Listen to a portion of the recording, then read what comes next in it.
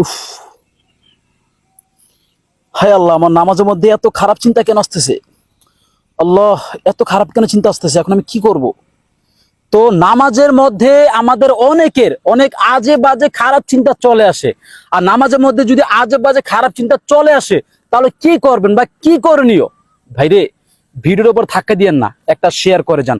আপনার একটা শেয়ারের জন্য লক্ষ কোটি মানুষ এই ভিডিওটা দেখবে এবং এই সঠিক গুরুত্বপূর্ণ মাসালাটা জানতে পারবেন। আপনিও অগণিত অসংখ্য নেকির অংশীদার হবেন ইনশাআল্লাহ। তো নামাজ চলাকালীন সময় যদি আমাদের কোনো আজে বাজে খারাপ চিন্তা চলে আসে, তাহলে আমাদেরকে প্রথমে ছোট্ট একটি দোয়া পাঠ করতে হবে নামাজ অবস্থায়। দোয়াটি হচ্ছে আউযু বিল্লাহি মিনাশ শাইতানির রাজিম। অতঃপর বাম দিকে 3বার থুতু ফেলতে হবে, যেমন মানে এমন ভাবে ফেলবেন যেন আপনার অপর পাশে যে ব্যক্তি আছে তার উপর যেন না পড়ে যায়, খুব আস্তে আস্তে। আর এটা হচ্ছে সঠিক মাসালা। এইভাবে যদি করেন, ইনশাআল্লাহ আপনাদের নামাজের মধ্যে কোনো আজে বাজে খারাপ চিন্তা আসবে না।